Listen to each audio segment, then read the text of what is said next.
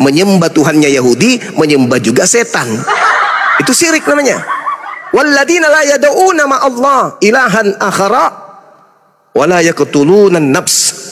Orang-orang yang tidak mempersekutukan Allah dengan sembahan lain dan tidak membunuh orang yang diharamkan oleh Allah kecuali alasan yang benar, tidak berzina, dan barang siapa melakukan demikian itu, niscaya dia mendapat hukuman yang berat.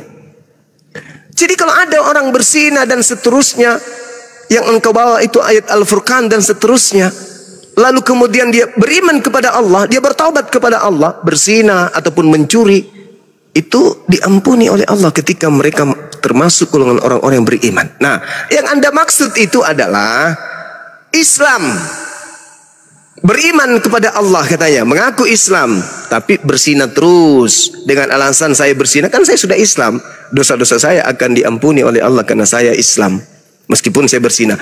Itu jatuhnya kepada golongan munafik. Orang munafik itu kekal di neraka. Tidak boleh. Yang dimaksud oleh hadis Rasulullah itu adalah meskipun dia berzina, meskipun dia mencuri, iya, ketika mereka setelah melakukan persinahan, setelah melakukan pencurian, mereka bertobat dan tidak lagi melakukan hal tersebut. Inilah yang dimaksud dalam golongan orang-orang beriman. Yauma yajma'ukum liyaumil jam'i dzalika yaumut taqabun wa may yu'min billah wa ya'mal shalihan yukaffir anhu sayyi'ati wa yudkhilhu jannatan tajri min tahtiha al-anhar khalidina fiha abada. Jadi orang Islam yang pernah berzina, yang pernah mencuri, bla bla bla bla bla, lalu bertaubat kepada Allah, beramal saleh, beriman kepada Allah, maka Allah menghapuskan dosa-dosanya, masuk surga kekal. Anda memaknai hadits seakan-akan seperti di dalam 1 Yohanes 2 nomor 1. Jangan, wahai anak-anakku, janganlah engkau berdosa, namun apabila engkau berdosa, ada Yesus sebagai pendamai. Oh, di Islam nggak gitu. Di Islam nggak boleh. Perintahnya la taqrabuz zina. Jangan kau mendekati zina. Jangan kau mencuri. Bahkan tadi saya dengarkan kau membawa Al-Furqan ayat 68, boleh mencuri katanya. Padahal jelas dalilnya di situ, jangan berzina, bahkan diharamkan. Wala yaznun, kata Allah. Wa man yaf'al dzalika yalqa athama. Jangan berzina. Barang siapa melakukan demikian itu, niscaya dia mendapat hukuman yang berat. Tak boleh berzina itu. Jadi penjelasanmu ini beda dengan penjelasan Ustaz Somad. Ustaz Somad mengatakan seorang muslim baik dia berdosa ataupun berzina, kalau di akhir hidupnya mengatakan 2 kalimat, berarti dia orang beriman, berarti dia bertaubat itu. Oh, jadi nggak apa-apa berzina, tapi ketika mau mati dia ngomong 2 syahadat itu. Oh, tidak bisa. Kalau pezina kemudian mengatakan, nggak bisa. Kebiasaan hidup seseorang itu adalah menjadi akhir dari kehidupan seseorang. Kalau ada pesina, maka matinya dekat-dekat pesina. Kecuali mereka bertaubat dengan taubatan nasuha. Itu di Islam. Jangan pikir di Islam itu kayak burung beo. Coba kau lihat burung beo itu. Hafal dia. Assalamualaikum, assalamualaikum, assalamualaikum. Begitu mati, sabar. Begitu mati, burung beo tidak mengatakan assalamualaikum. Mati. Berarti beda tafsir, Mas Juma. Enggak ada yang beda tafsir. Pemahamanmu yang dangkal. Jadi ketika ada orang setiap hidupnya berzina, lalu kemudian dia bertaubat dengan taubatan nasuha sungguh-sungguh, lalu dia meninggal mengucapkan kalimat la ilaha illallah, dahalal jannah. Jelas itu. Pak Somad, Ustaz Somad mengatakan baik dia korupsi, baik dia berzina, baik dia mencuri, tapi di akhir hidupnya, di akhir hayat hidupnya dia mengucapkan 2 kalimat syahadat itu, maka dia masuk surga. Betul, saya sepakat itu. Sepakat itu. Kalau hari ini dia korupsi, besok dia mati, tapi dalam keadaan nafas di leher dia mengatakan tidak semudah itu. Langsung dia masuk. Enggak semudah itu orang penjelasan Somad seperti itu, berarti beda tafsir cuma. Tidak semudah itu pelaku maksiat mengucapkan kalimat la ilaha illallah Banyak orang yang kemudian menghafalkan la ilaha illallah, la ilaha illallah, la ilaha illallah. Begitu mati berucap pun kagak. Kenapa? Karena kehidupan kita di atas muka bumi ini, ya, apapun yang kita lakukan, akhir kehidupan itu yang menjadi takaran. Kalau kita benar-benar bertaubat kepada Allah, taubatan nasuha, otak kita disetting kembali menjadi orang beriman, hati kita menjadi orang beriman, betul-betul kita beriman kepada Allah, bertaubat dengan sungguh-sungguh, maka di akhir hidup kita itu akan bersama dengan Allah. Taubatan nasuha nih, bukan main-main, bukan yang diniatkan. Oh, saya berzina aja dulu, besok kalau sudah ada gejala-gejala mati baru saya bertobat. Oh, nggak bisa. Karena keistimewaan seorang Islam, kata Ustaz Somad, ketika dia berzina, dia korupsi, dia berbuat jahat, tapi ketika di akhir hidupnya dia mengucapkan la ilaha illallah 2 kalimat syahadat, maka dia masuk surga. Di mana Anda pernah melihat ada koruptor mengucapkan kalimat syahadat sebelum meninggal? Coba tunjukkan ke saya. Videonya. Enggak. Tunjukkan kepada saya di mana ada koruptor mati mengucapkan kalimat syahadatain. Tunjukkan ke saya. Di mana ada pelaku maksiat mati mengucapkan kalimat syahadatain. Tunjukkan ke saya. Enggak akan pernah bisa. Tidak akan pernah bisa. Orang yang dalam tubuhnya sudah penuh mendarah daging kemaksiatan, tanpa dia taubatan nasuhat dengan sungguh-sungguh mengucapkan kalimat dahsyat itu, enggak akan mungkin. Mustahil. Kecuali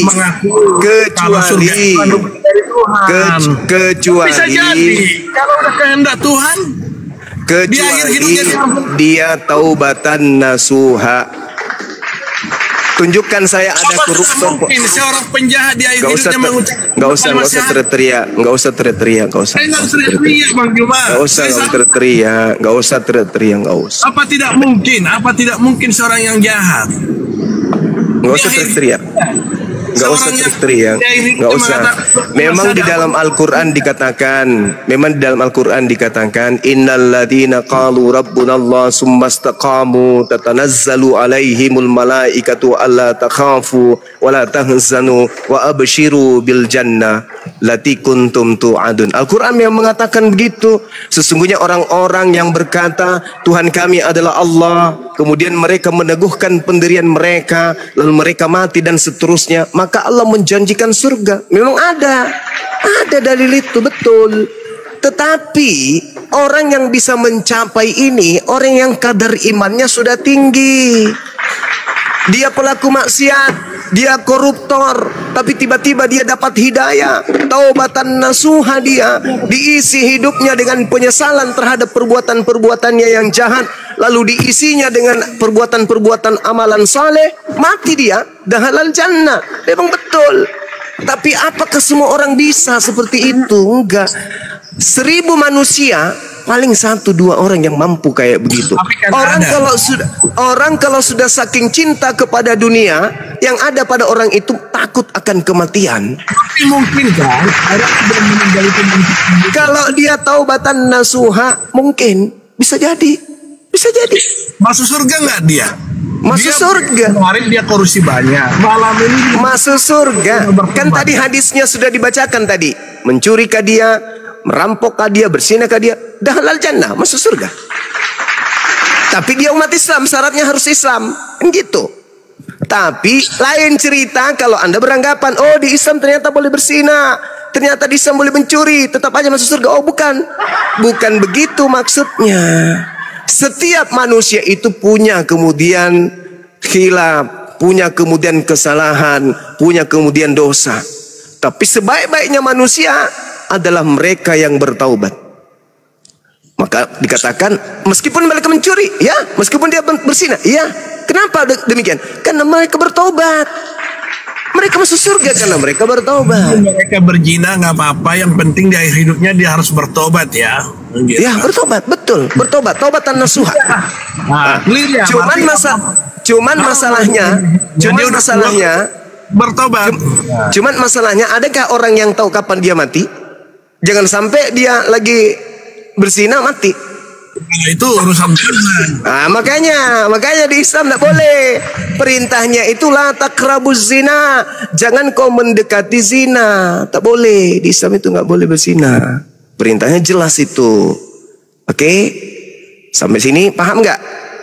Nah, sekarang saya boleh bertanya nggak? Ya, boleh. Oke. Di dalam kitab saudara ada nggak larangan? Ada nggak larangan kemudian misalnya jangan kamu mencuri? Ada nggak? Ada. Coba tunjukkan. Hukum Taurat itu jelas. Ya, bukankah itu sudah batal dan itu perintah untuk Bani Israel? Yang saya tanya karisteng. Hah? Yang saya tanya karisteng, bukan Yahudi. Apa orang Kristen pakai hukum Taurat nggak? Saya tanya Bang Juma. Itu bukan kitabmu, itu kitabnya orang Yahudi. Saya minta kitabnya orang Kristen. Saya minta kitabnya orang Kristen, perintah larangan mencuri mana? Tunjukkan ke saya, silakan. Apa coba? Bidal isinya. Jangan pakai kitabnya Yahudi, jangan. Saya minta agama Kristen, agama Kristen, hukum ahli agama, ahli Kristen.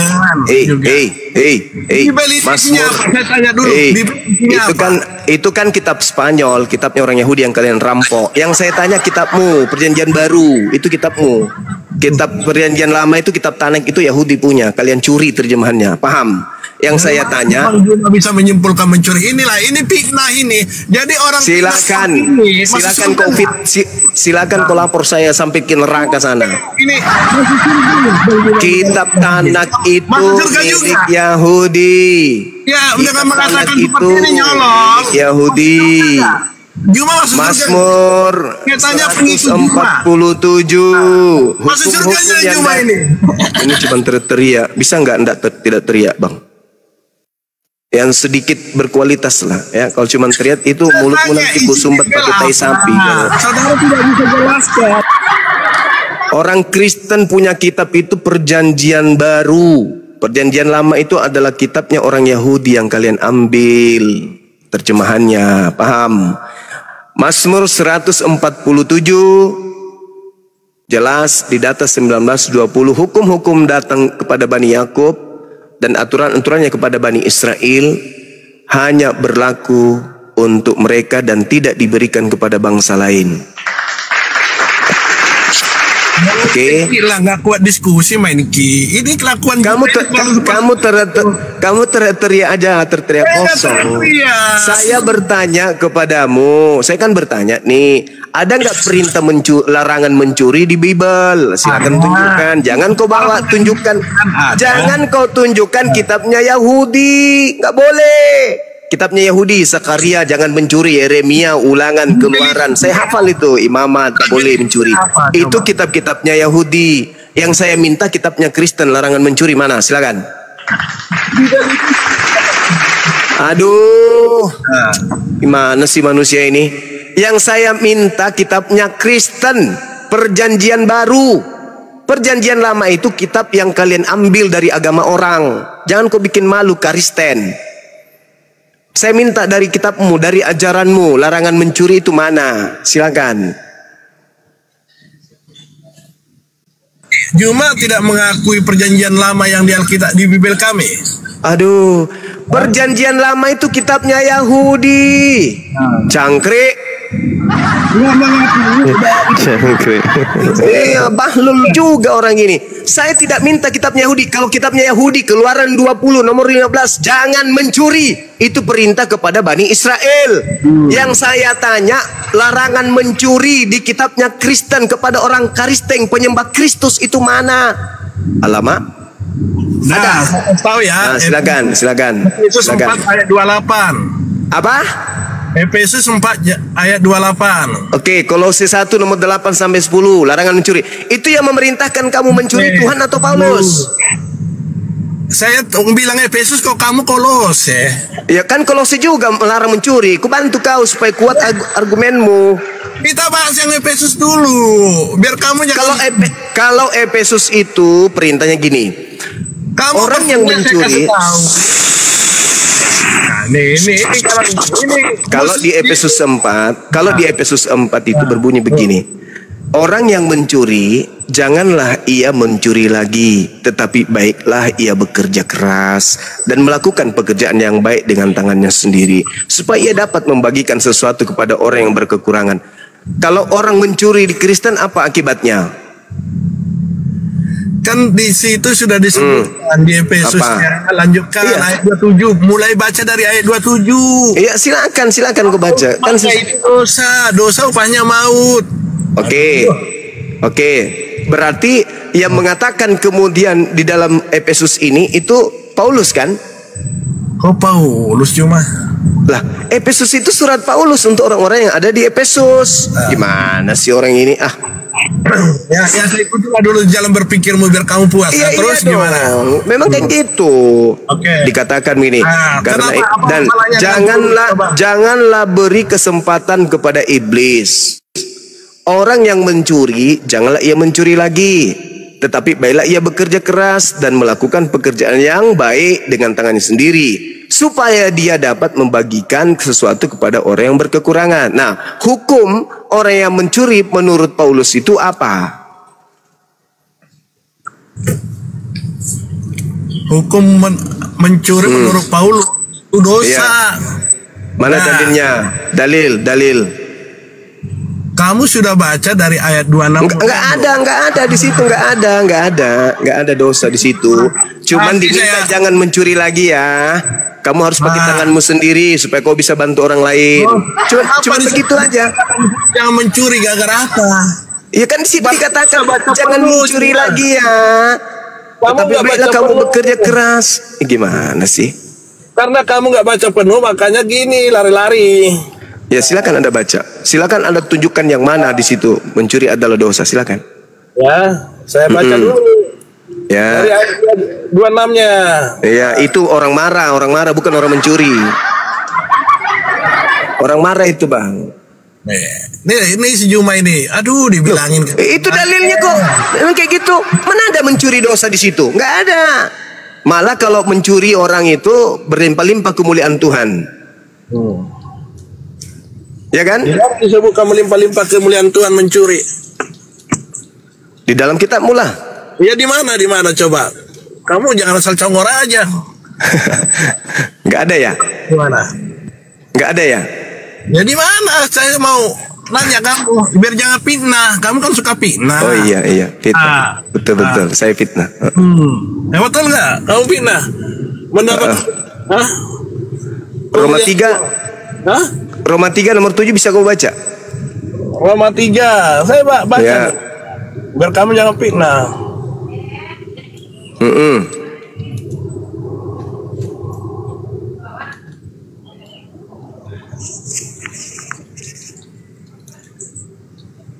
Apa dia? Jika berbohong lebih jauh memperlihatkan kebenaran. Ya. Tuhan yang menuntun kepada kemuliaan. Mengapa dia harus mengutuk saya karena kebohongan itu? Terus yang kamu bilang di sini, dosa saya tetap memuliakan Allah. Iya. Paulus mengajarkan apa di Roma 3 nomor 7 itu? Dosa saya jadi Allah apa tuh maksudnya? Allah tidak adil. Saya karena dosa itu maksudnya. Iya. Kamu bilang memuliakan di mana di situ? Itu surat lanjutannya itu ada. Di Roma 5 nomor 20. Paulus mengatakan. Lanjut lagi ke Roma 5 nomor 20 itu dikatakan gini, supaya pelanggaran semakin banyak dan di mana dosa bertambah banyak, di sana karunia Tuhan menjadi berlimpah-limpah. Ya itulah. Kebencian Tuhan terhadap Paulus itu kan menggunung. Tapi yang paling heran saya, kenapa suratnya kenapa Nabi dan sahabat-sahabat tidak menceritakan Paulus menyesat? Dalam ada dalam sejarah Islam kamu baca Paulus hanya Jumalah dan kaum-kaumnya di Indonesia yang menceritakan tentang Paulus gitu loh. Roma 5 nomor 20 coba. Jadi kamu itu ngomong tadi kamu gak baca lengkap Juma. Gimana Nabimu menceritakan tadi kan tentang Paulus mengaku. Paulus mengaku di Roma 3 nomor 7. Nah, sekarang Paulus mengatakan di Roma 5 nomor 20. Nabimu? Paulus mengatakan begini, Tetapi Di hukum mana Taurat ada ditambahkan Ini kita akan supaya tembak. pelanggaran menjadi semakin banyak. Dan di mana Oke, dosa saya- bertambah banyak, di sana kasih karunia menjadi berlimpah-limpah. Kan gitu. Semakin banyak dosa, semakin melimpah karunia. Aduh. Gimana? Kan agama penyempurna. Dari Semakin mana banyak Nabi- dosa, kenapa Nabi di Kristen itu menceritakan semakin banyak dosa, kesalahan semakin banyak kemuliaan, menjadi melimpah-limpah karunia Kenapa Tuhan. Nabimu dan para sahabatnya tidak pernah menceritakan Paulus ini? Pertanyaan saya itu Ya, aja karena- cuma. Biar saya saya jawab. yakin Saya jawab, ceritamu saya jawab. Paulus penyesat. Iya. Saya jawab. Karena pada zaman Rasulullah Muhammad SAW, Kristen tidak berani menjual Yesus dengan menggunakan Indomie. Berbeda dengan di Indonesia. Orang-orang Kristen sudah berani Apa menjual Allah Yesus tidak pakai Indomie. Oke. Apa Allah tidak membisikkan kepada Muhammad bahwa Paulus penyesat? Coba. Tidak ada kaumnya yang masuk menjual agamanya dengan Indomie. Tidak ada. Aduh. Tidak ada. Kamu pakai kan dalil, bertanya. pakai data bahwa Paulus penyesat. Kamu kan Juma lagi bertanya. menjual Paulus penyesat. Nih, Juma lagi Kamu kan menjual Paulus bertanya. penyesat. Juma dan Pada zaman apologi Islam Rasulullah, menjual bahwa Paulus penyesat. Saya tanya kamu, kenapa Allah tidak menceritakan kepada Muhammad? karena sementara pada Muhammad saat Nabi 10 tahun setelah Muhammad Paulus, tidak ada misionaris, tidak ada lembaga Bible Indonesia yang menjadi tonggak penyesatan kepada umat Islam. Berbeda dengan sekarang, paham? Berarti Berbeda dengan Juma sekarang. lebih pintar dari Allah. Banyak Arab. sales, Ah. banyak sales Yesus, banyak Saya salesnya simpulkan, Paulus menjual Yesus. Juma Gitu. lebih pintar dan lebih hebat daripada Muhammad. Kita tahu siapa penyesat Kacau. Kristen. Muhammad Kuarta kita ada tahu isinya. dan Nabi Muhammad. Jadi teman-teman, di dalam Roma 5:20 Paulus mendoktrin begini. Tetapi hukum Taurat ditambahkan supaya pelanggaran menjadi semakin banyak.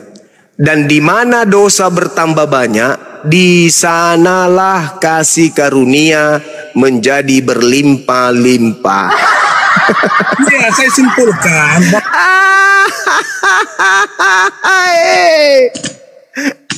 Aduh, koplak.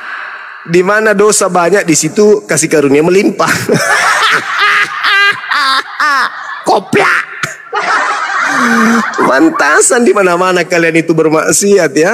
Di mana basis kalian, disitulah tempatnya alamat. Aduh, jangkrik, jangkrik. Jangkrik. Silakan Dinda, ada yang mau ditambahkan? Ada perintah ya? Assalamualaikum Kanda. Waalaikumsalam. Masya Allah. Ya, Dinda, Masya Allah. Assalamualaikum. Ya, kita sapa dulu ya, Gurunda. Tapi berhubung saya lagi kurang enak badan, Kang Dito aja yang nyapa. Silakan Kang Dito. Ya, selamat sore. Selamat sore Bang Helus. Hello, Assalamualaikum warahmatullahi wabarakatuh. Waalaikumsalam warahmatullahi wabarakatuh. Ada yang mau disampaikan, abangku? Silakan. Ada, Bang. Alhamdulillah dari para ustadz-ustadz inilah saya bisa mempertebal iman. Salam satu Tuhan. Allahu Akbar. Siap, siap, Sampun. siap. Bang Uki stay. Ukisha? Assalamualaikum, Bang. Waalaikumsalam warahmatullahi wabarakatuh. Silakan abangku. Ya, terima kasih sudah izin bergabung di sini, Ustaz. Mengenai pertanyaan yang pembahasan yang tadi masalah zina, Ustaz. Boleh bertanya nggak sama Ustaz Zuma? Dari mana Bang? Saya dari Sekte Madura. mana? Ya, gimana? Masalah taubat itu tadi boleh nggak dijelasin lagi, Bang? Taubatan nasuha itu taubatan yang seperti apa sebenarnya, Bang? Kalau misalkan kita ini sudah sholat taubat ataupun sudah berniat taubat ya, tapi besok juga besok atau lusa ternyata kita masih kalah sama misalkan setan gitu, berbuat maksiat ataupun melakukan kesalahan yang sama. Apakah taubatan nasuha itu sudah apa namanya? Gimana ya Bang? Tidak diterima gitu loh Bang. Kalau misalkan kita mengulangi lagi, bertobat lagi gitu Bang. Oke, baik. Al-Quran mengatakan begini, Innal ladina amanu summa kafaru, summa amanu summa kafaru, summa zdadu kufra. Jadi ketika kemudian ada orang yang menyatakan dirinya berzina, lalu bertaubat, lalu berzina lagi, lalu bertaubat lagi, berzina lagi, itu jatuhnya pada kemunafikan. Karena taubatan nasuha itu adalah orang yang sungguh-sungguh tidak mau melakukan lagi. Jadi kalau Anda mengatakan saya bertobat dari zina, kemudian besok melakukan lagi, itu sulit untuk sembuh. Kenapa? Karena zina itu identik dengan syahwat. Setiap makanan yang kita makan masuk ke dalam tubuh kita itu akan mengantarkan manusia itu memiliki syahwat. Karena sebagian daripada nutrisi yang masuk ke dalam tubuh itu menjadi sperma. Syahwat ketika tidak dikelola dengan baik, maka cenderung mengantarkan manusia kepada kemaksiatan. Ujung-ujungnya munafik. Yang dikatakan taubatan nasuha betul-betul menyesal dan merasa jijik terhadap perbuatan tersebut. Itu taubatan nasuha. Jadi kalau dia masih melakukan bukan taubatan nasuha, itu artinya masih taubat-taubat apa istilahnya itu ya? Taubat pura-pura, hanya karena dalam keadaan terpuruk, seibarat orang yang ada di dalam perjalanan di malam hari, ketika dia dalam keadaan gelap, dia memohon, ya Tuhan, tunjukkan kepadaku jalan. Begitu ada kilat petir, wah sembarangan dia kerjakan. Gelap meraba-raba minta kepada Tuhan. Ada petir, sembarangan dia lakukan. Sama pada saat dia sehat, maksiat jalan. Pada saat dia sakit, taubat. Ya Tuhan, ampuni dosaku. Sehat dia, banyak duit dia, lagi hebat, lagi di atas dia, oh sembarang dia pongah. Begitu sakit terpuruk, taubat lagi. Begitu sakit, taubat lagi. Begitu sehat, maksiat lagi. Jatuhnya kepada munafik. Nah Allah mengatakan, barang siapa yang kemudian beriman, lalu dia ingkar, kemudian beriman, kemudian ingkar, lalu bertambah-tambah keingkarannya, maka Allah tidak mengampuni mereka. Dan tidak pula menunjukkan kepada mereka jalan yang lurus. Ini yang dikhawatirkan nih.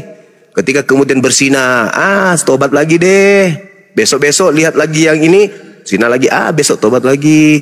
Dan dia sudah merasa nyaman dengan keadaan itu, sikit-sikit tobat, sikit-sikit tobat, sikit-sikit tobat. Maka jatuhnya kepada apa? Allah tidak menunjukkan kepadanya jalan yang lurus. Makanya zina itu jangan didekati, apalagi dilakukan. Na'udzubillah, summa na'udzubillah. Sudah berapa kali jatuh dalam persinahan, Bang?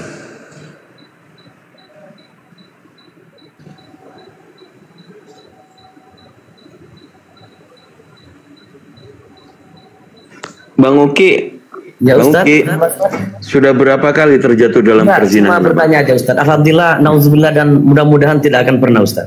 Alhamdulillah. Amin. Amin. Baik, kita sapa dulu Abang Gus sebentar. Bang Sahabat Lunar, selamat sore. Selamat sore. Ya, silakan. Saya tahu Anda kemarin diskusi sama pendeta. Silakan, apa yang mau dibahas? Silakan. Saya mau tanya Ustadz Suma. Saya bukan Ustadz, Bang. Saya penginjil. Oh ya, penginjil Suma. Iya. Yang saya ingin tanya itu, kenapa kamu kalah debat sama Edis TV? Kapan itu? Waktu kamu membahas 50.000 tahun perjalanan malaikat. Kalahnya di mana? Al-Ma'arij 4. Kalahnya di mana, Bang? Dari sisi mana saya kalah? Kamu lari ndak menjawab itu pertanyaan Edis itu. Pertanyaannya apa? Itu kan kamu bilang Muhammad Isra Miraj. Perjalanan ke atas tuh kalau malaikat itu kadarnya 50.000 tahun. Seharusnya Itu di mana? Belum kembali Itu di mana? Tunggu. 5.000 tahun itu 50.000 tahun itu di mana? 50.000 tahun. Itu di mana? Di dunia? Al-Ma'arij 4. Iya, maksudku di dunia atau di akhirat? Itu baca itu Al-Ma'arij 4 tuh kadar malaikat Jibril ya. Satu kali perjalanan ke surga itu kadarnya 50 Surga. ya kan? Surga. Coba kau Itu baca Al-Ma'arij itu. bukan di bumi. Seharusnya Muhammad belum kembali sampai hari ini. Aduh. Parah orang ini, parah. Aduh, Muhammad belum kembali harusnya itu. Kok bisa Isra Mi'rajnya itu 50.000 tahun. Udah bang, diskusi aja bang. Bang, diskusi aja bang. Diskusi aja. Ayo, diskusi aja. Enggak oten kalau enggak bengkok. Itu yang saya bilang, kalau kau ndak bisa kalahkan Edis TV, jangan kau sombong di sini. Bang, iya, diskusi aja bang. Edis itu pelawak bang. Pelawak dia bang. Ngapain bawa nama pelawak ke sini? Ah, Kalian itu ndak mampu gak hadapi Edis TV. Kenapa? Lagi Bang Suman ya. Mencret kau. Gurunda, saya agak pilek Gurunda. Mohon maaf. Gurunda apa yang mencret depan? Lapor Polda lah. Katanya saya dikalahkan katanya sama Edis TV. Mimpi. Sampah, lawak. Orang gila itu dia. Maaf Gurunda, saya pilek barusan. Mohon maaf sekali, bukan bermaksud. Iya, enggak apa-apa. Ini ada yang kirim saya. Si Edis itu bikin PT, Ustadz Somad itu dibaptis. Ini sudah benar-benar menghina umat Islam. Di PT dia itu ada Ustadz Somad lagi dibaptis. Dan dia videokan video editan. Itu sangat-sangat menghina umat Islam. Merendahkan ulama kita itu si Edis.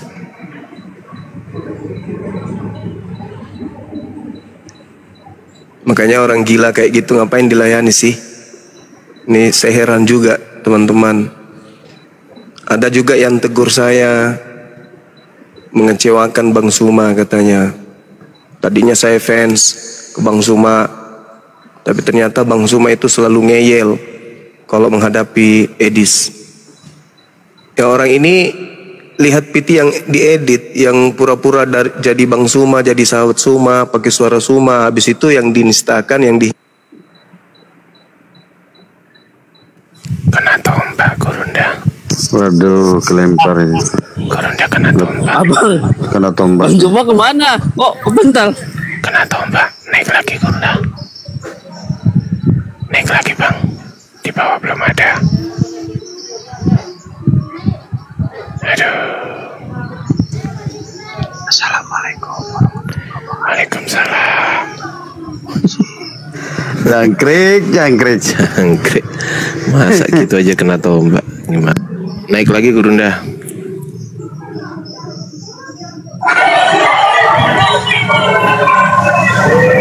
Gurunda aku kecilin aja ya biar Oji yang gede. Biar kalau kena tombak biar Oji aja yang kena tombak Gurunda. Lanjut Gurunda. Iya, jadi kemudian disampaikan yang kemarin itu Dinda yang saya kirim VN-nya ke antum itu.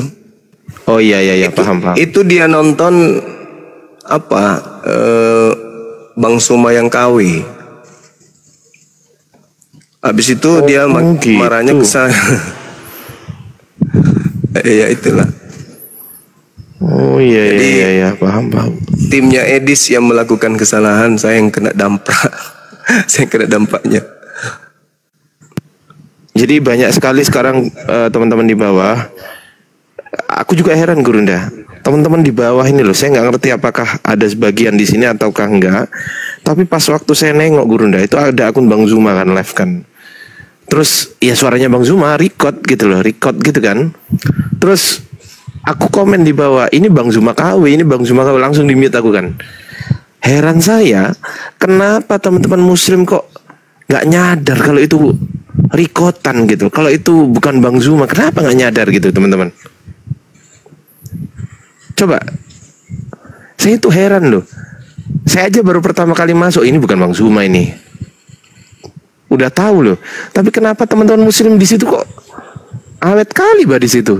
Nungguin apa gitu loh, 400 orang Bang Zuma. 400. Wah. Mungkin suka kali dengar suaranya. Iya, maksud saya gini loh, teman-teman di bawah, bukan di bawah aja ya, teman-teman muslim.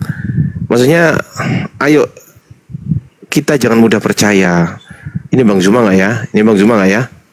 Gitu loh. Harus diperhatikan bener-bener. Ini bukan akun Bang Zuma, langsung blokir. Langsung. Ayolah teman-teman, berpikirlah sedikit-sedikit aja. Lanjut, Gurunda. Iya, betul itu. Tapi kita sebagai apologet Islam memang ya senantiasa belajar terus. Jadi guru-guru kita juga kalau ada sesuatu kekurangan, jangan seketika itu mencas. Bijaklah ya dalam memandang sesuatu itu. Sebagaimana orang yang berilmu itu bijak ketika melihat kekurangan seseorang. Seperti itu. Saya sih biasa aja, ditegur juga enggak apa-apa. Saya kan memang suka dikritisin, paling suka saya. Tapi cara mengkritiknya itu membangun, bukan menjatuhkan. Nah, ini kalau orang sudah terlalu tinggi ilmunya itu cenderung sombong, pongah. Sama seperti iblis, karena sudah merasa lebih tinggi ilmunya, sombongnya minta ampun. Sehingga cara bicara pun sudah tidak mencerminkan orang berilmu.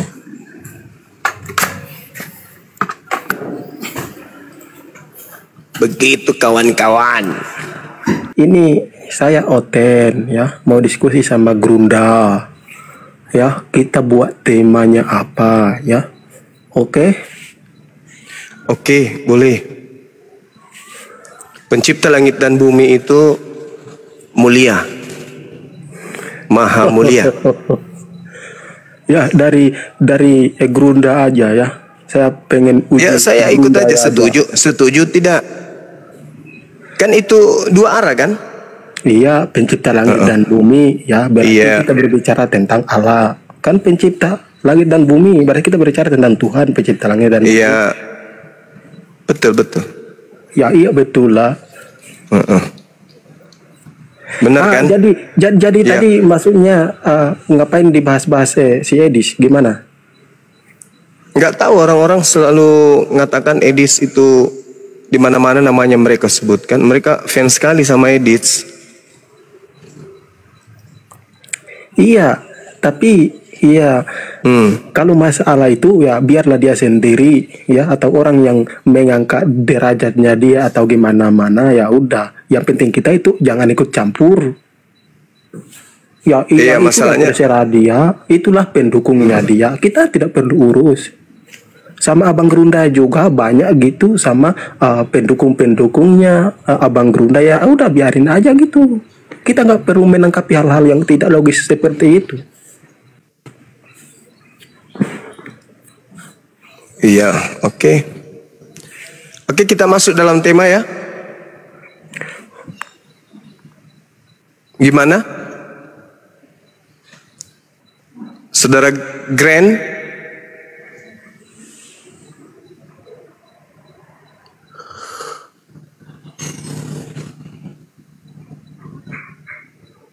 Halo?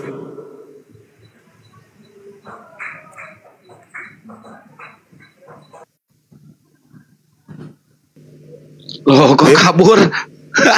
Gimana dong? Juangkrik. Oten Moses, silakan Bang. Ada Gurunda, silakan. Moses Hutapea, silakan. Dibuka mute-nya, Moses. Ya. Ya, selamat sore ya, salam kenal ya. Salam kenal, selamat sore. Silakan. Gurunda, Bang Zuma, monitor. Iya, monitor. Masya Allah. Okay. Untuk yang tadi, teman-teman, saya udah sering sampaikan kalau ada yang mengatasnamakan Bang Zuma, langsung cek di YouTube. Di YouTube Zulkifli Emabas Official. Itu caranya. Kalau itu saya pasti live di YouTube juga. Kalau itu bukan saya, tidak akan live di YouTube. Jadi tanda bahwa saya itu Bang Suma kalau besok hari sudah sangat berat, kemudian untuk membedakan dia buka kamera dan ternyata orangnya ganteng kayak saya, berarti untuk membedakan itu saya atau bukan, lihat di YouTube saya. Kalau di YouTube saya live, berarti itu adalah Bang Suma, kan gitu ya.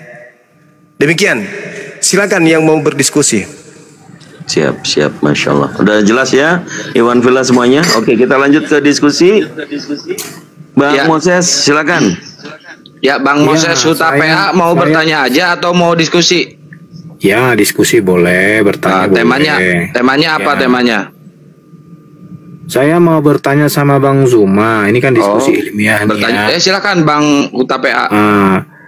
Bagaimana dengan statement Bang Zuma yang mengatakan Muhammad itu Allah? Apa ditarik kembali? Apa memang demikian adanya? Coba. Oke, baik. Secara Saya Oke, baik. Sebelum saya menjawab ini, saya mau tanya dulu kepada saudara. Allah di dalam pandangan Kristen dengan Allah Subhanahu wa taala sama enggak? Coba Abang jelaskan dulu statement Abang kemarin. Enggak, supaya Anda paham maksud saya. Itu loh. Saya ulang ini secara ilmiah, makanya saya balik. Ketika orang Kristen menyebut Allah, Allah yang perkasa dengan Allah Subhanahu wa taala di Islam sama enggak?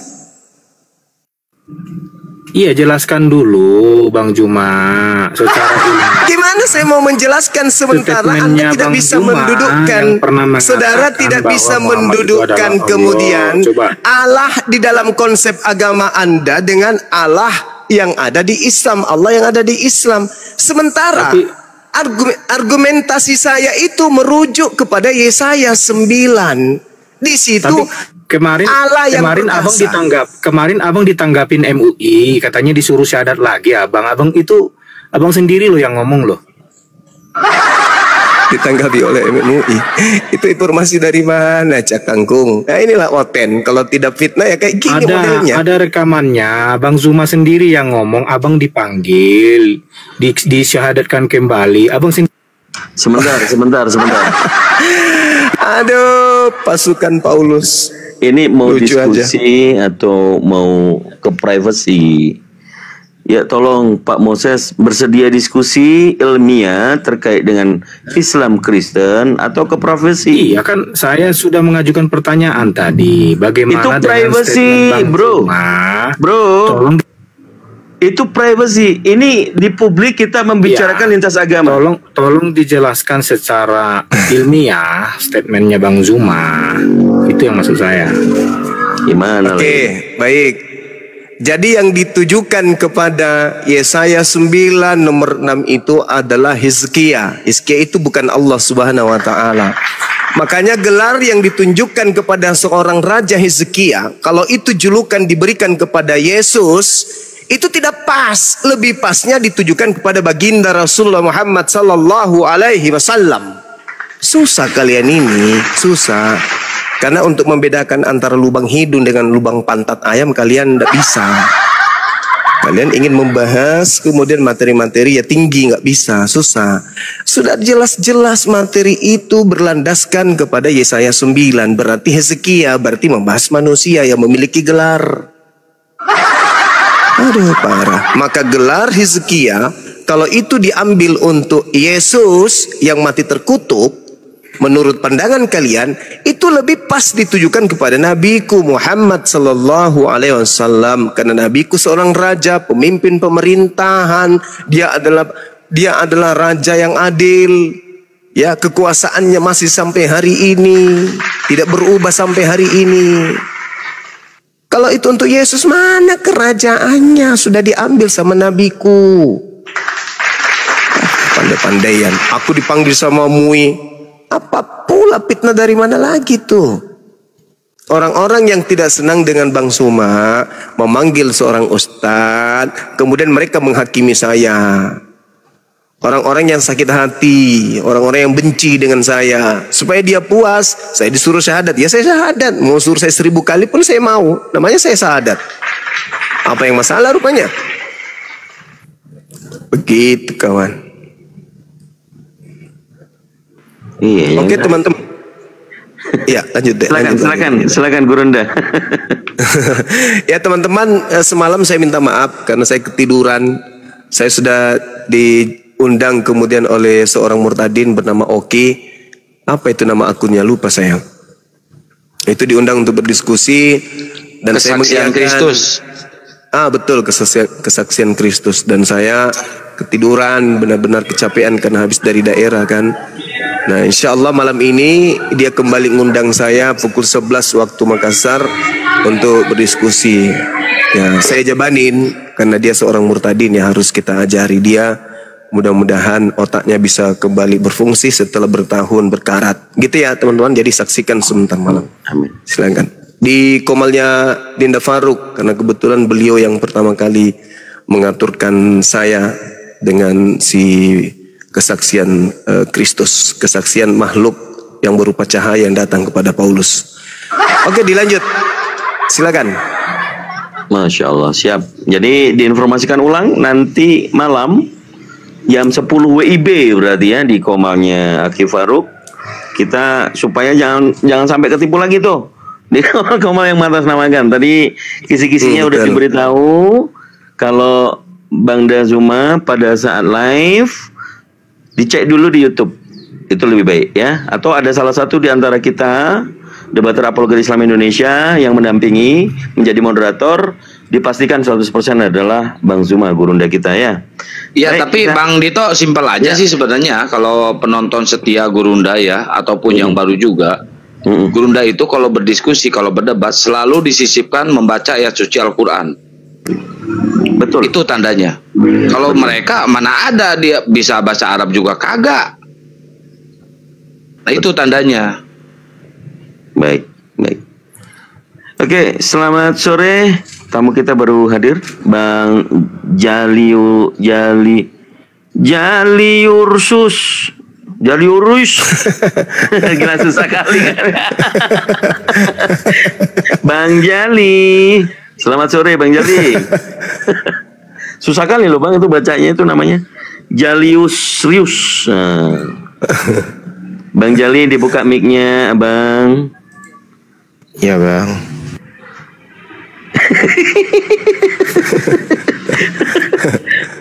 Bang Jali. Bang Jali ya, satu. Bang.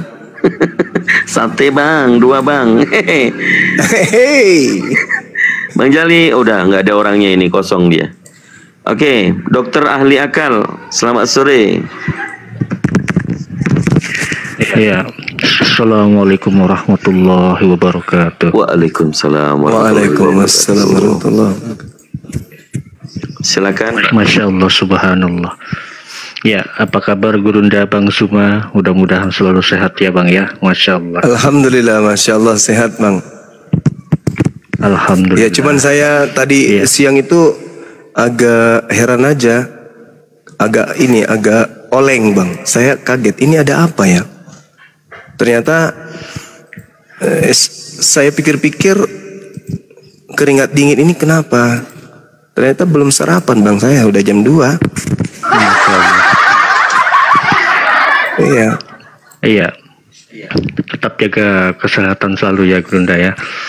Iya. Semakin semangat kita ini umat muslim agama Islam seluruh Indonesia memberikan semangat kepada Gurunda Bang Zuma agar selalu sehat, agar selalu bisa berdakwah ya di insyaallah komal-komal Islam. Ya, sedikit Gurunda memberikan penyampaian yang dimana oten-oten ini sering memframing dan sering juga memfitnah, dimana di dalam Islam itu tidak ada perintah dalam sunat. Kemudian ada juga yang memfitnah, mereka mengatakan bahwa umat muslim itu menuhankan Nabi Muhammad. Nah, ini yang perlu harus kita luruskan ini Gurunda. Iya, sebenarnya gini sahabatku ya. Sebenarnya mereka paham, mereka tahu kalau kita ini tidak menyembah Nabi Muhammad. Mereka tahu itu, mereka paham. Hanya mereka menginginkan kita sama seperti mereka, sama-sama menyembah manusia. Mereka menggiring supaya kita itu merasa kita menyembah Nabi Muhammad. Mereka tahu sebenarnya umat Islam dimanapun berada tidak pernah menyembah Nabi Muhammad. Tidak ada yang menyembah Nabi Muhammad.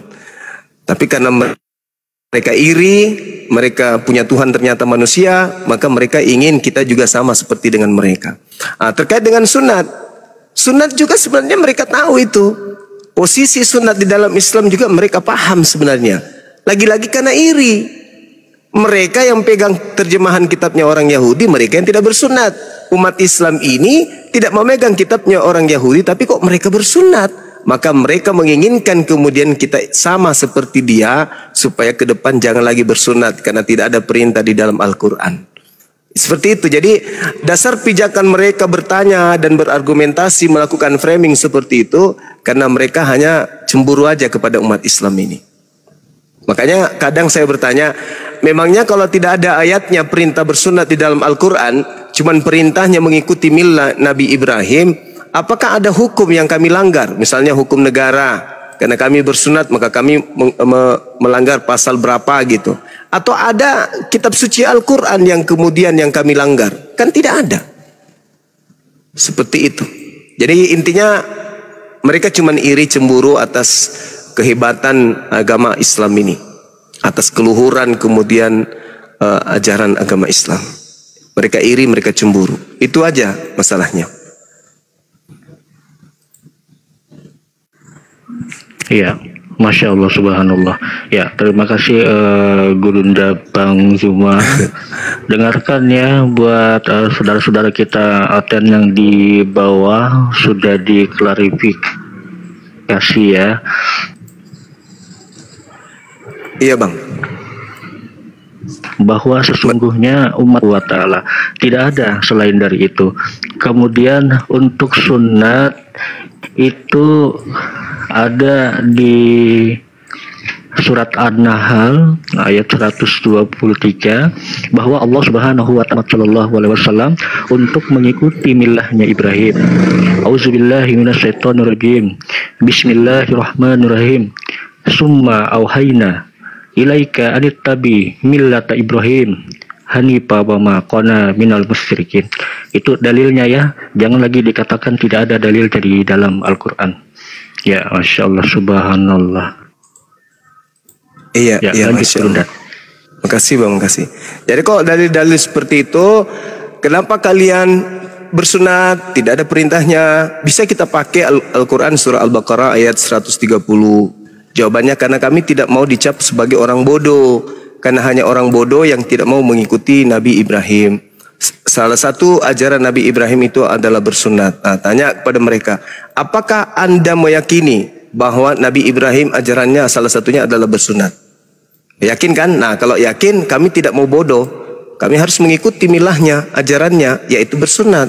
Nah, kalau Anda sendiri sebagai Kristen sudah mengakui bahwa Nabi Ibrahim, Abraham itu bersunat, maka adalah hal bodoh kalau kamu itu tidak mengikuti itu.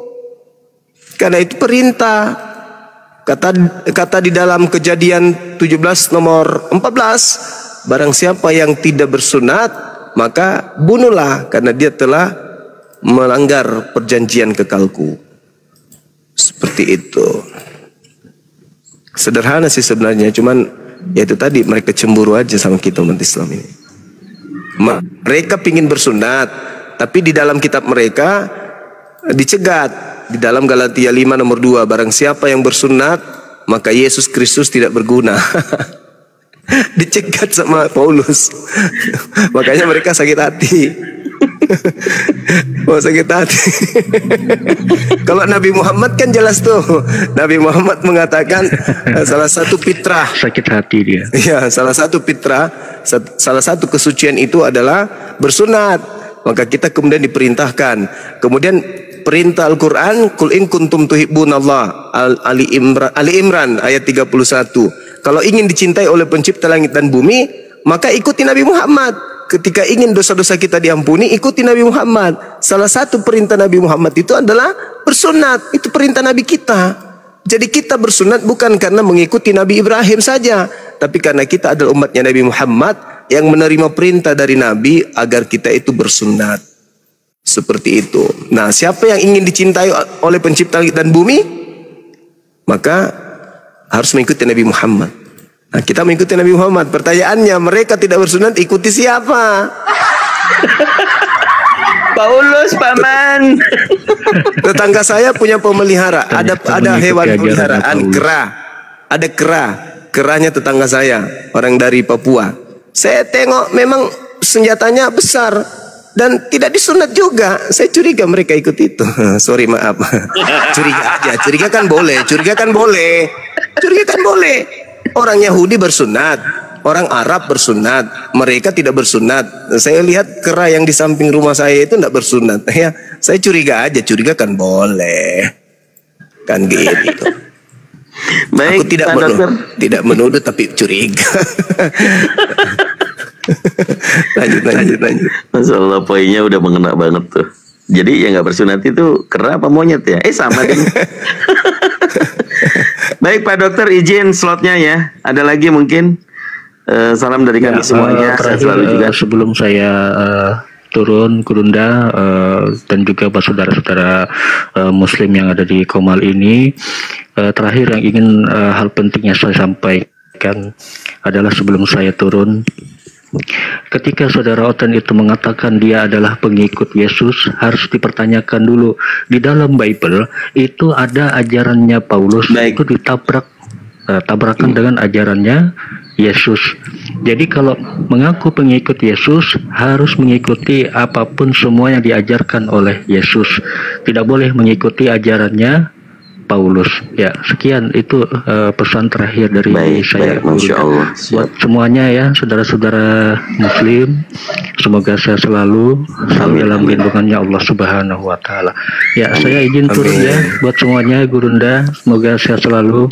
Assalamualaikum warahmatullahi wabarakatuh. Waalaikumsalam warahmatullahi wabarakatuh. Bang User, sebenarnya sore. Sederhana. Ya, ada tamu. Silakan Dinda, silakan. Ya. User, selamat sore User. User IC Om. User, oke. Tafadhol Gurunda. Iya, sebenarnya kalau kajian kita ya di Islam itu kan Allah Subhanahu Wa Taala menjelaskan di dalam Al-Quran bahwasanya Nabi Isa atau Nabi Muhammad atau Nabi Musa, Allah kemudian jelaskan di dalam kaidah keislaman kita bahwa para rasul itu disusulkan satu rasul dengan rasul yang lain.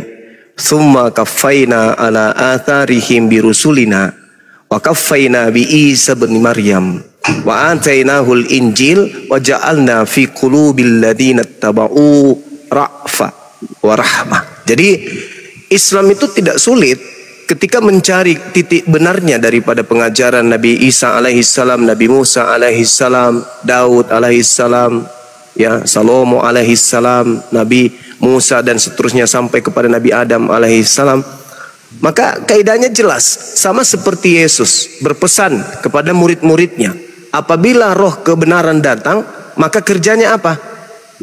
Kerjanya apa kalau datang roh kebenaran menurut Yesus yang datang setelah Yesus? Oknum yang datang setelah Yesus, kerjanya apa? Kerjanya adalah mengingatkan kembali perkataan-perkataan Yesus yang pernah Yesus katakan kepada Bani Israel. Maka tolak ukurnya sederhana. Banyak mana kemiripan antara Islam dengan ajaran Yesus atau Kristen dengan ajaran Yesus. Kan itu poinnya. Yohanes 16, ya kan, nomor 11. Apabila ia datang, dia akan mengingatkan semua perkataan-perkataan yang pernah aku katakan kepadamu. Kan begitu poinnya. Artinya, benar tidaknya sebuah roh kebenaran itu dilihat dari kemiripan ajaran Yesus.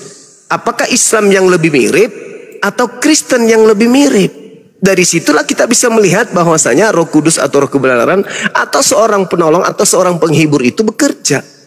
Kalau kita lihat di Islam lebih banyak ajarannya mirip dengan Yesus, berarti roh kebenarannya ada di Islam.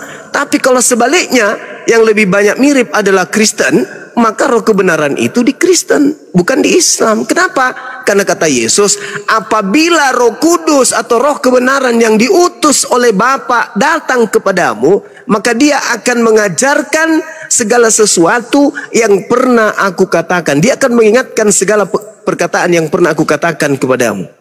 Itu poinnya.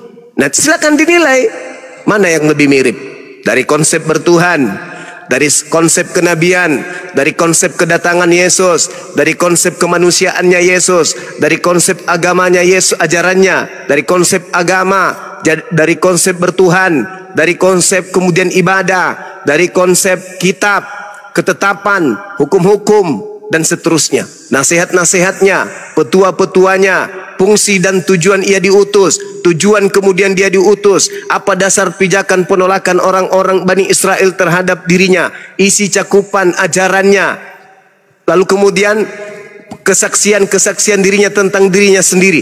Itu yang kita nilai, bukan kesaksian orang lain terhadap dirinya, tapi kesaksian dirinya tentang siapa dirinya, siapa Tuhannya, seperti apa Tuhan yang ia sembah, dan seterusnya. Itu apakah sama di Islam cara ibadahnya Yesus dengan umat Islam? Silakan nilai sendiri. Sekarang sebaliknya kita tanya, apakah sama cara ibadahnya Yesus dengan cara ibadahnya Kristen? Mulai dari rumah ibadahnya, apakah sama? Cara masuk ke rumah ibadah, apakah sama? Cara memperlakukan jasmani, jasad kita sebelum menyembah kepada Tuhan, apakah sama? Cara kemudian memasuki rumah ibadah, apakah sama? Itu dinilai dari sana.